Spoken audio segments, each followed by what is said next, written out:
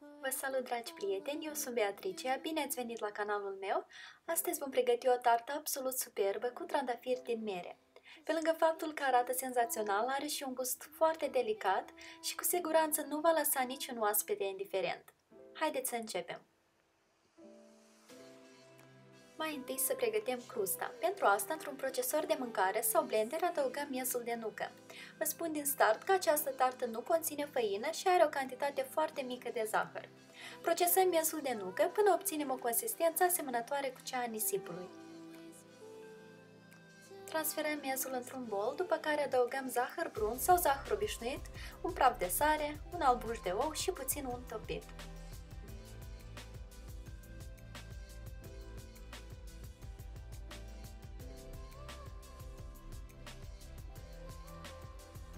Amestecăm totul bine până compoziția din bol se leagă frumos și devine ca o pastă.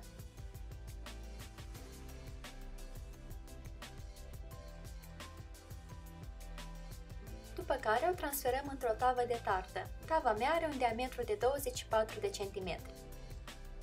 Distribuim compoziția de miez de nucă cât mai uniform pe întreaga suprafață a tavei.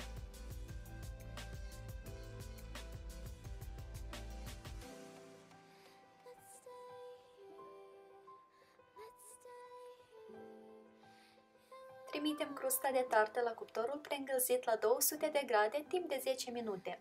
Crusta se rumină foarte repede, așa că stați cu ochii pe ea să nu o ardeți.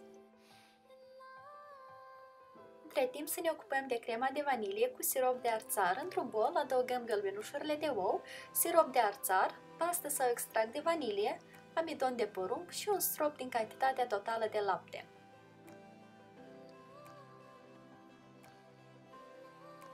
Restul laptelui îl turnăm într-o cratiță adâncă și îl aducem aproape de fierbere. Între timp amestecăm bine toate ingredientele din bol până se omogenizează. Aș vrea să menționez că siropul de arțar este o alternativă perfectă pentru zahăr în deserturi și complementează perfect întreaga combinație de arome din această tartă. Important însă e să fie de calitate, dar dacă nu dispuneți de el, îl puteți înlocui cu zahăr brun sau obișnuit sau orice alt tip de sirop care vă place cel mai mult. Când laptele a fiert, îl vom turna încet puțin câte puțin în compoziția de bază, amestecând în continuu. În așa fel, noi temperăm gălbenușurile pentru a nu le produce un șoc de temperatură.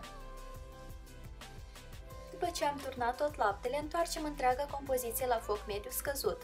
Eu prefer să iau o cratiță curată pentru ca pelicola care s-a format la fundul cratiței de lapte să nu pătrundă în cremă în timp ce vom amesteca. Amestecăm crema în continuu cu ajutorul telului până când treptat se îngroașă.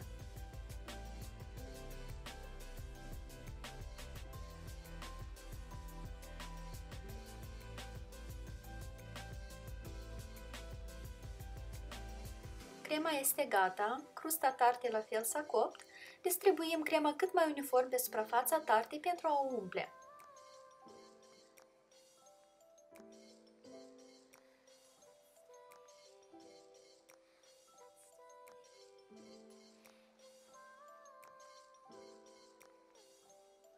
Iar acum să ne ocupăm de trandafirii din mere. Mai întâi vom umple un bol încăpător cu apă rece și vom turna sucul de la o lămâie mare sau două mai mici. Apa cu lămâie este pentru a preveni îngălbenirea merelor.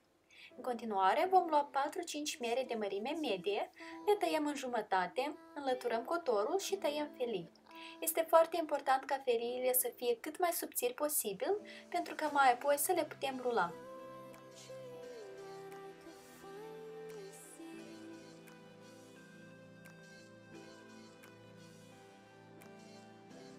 Transferăm feliile în apa cu lămâie cât timp tăiem restul merelor.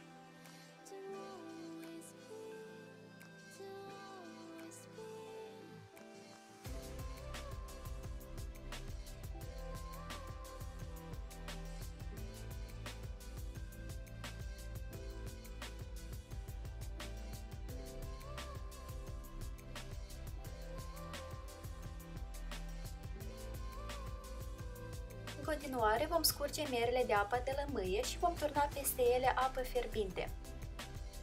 Lăsăm mierele în apa fierbinte între 3 și 5 minute pentru a se înmuia. Dacă le veți ține prea mult, mierele vor începe să-și piardă vibranța din culoare.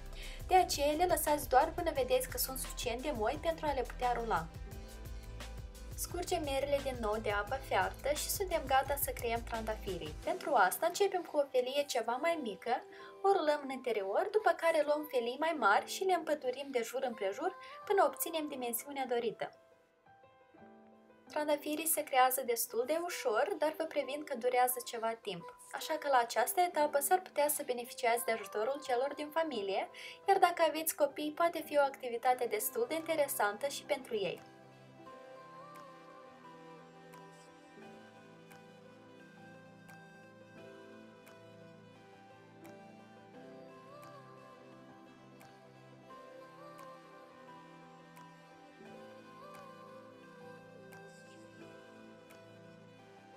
Așezăm trandafirii peste crema de vanilie și bineînțeles că odată așezați îi puteți modela puțin pentru a obține forma dorită.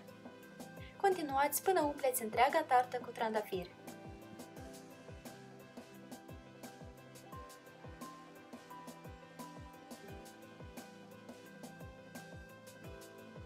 Iar acum trimitem tarta înapoi la cuptor, de data asta doar pentru 5 minute la o temperatură de 150 de grade.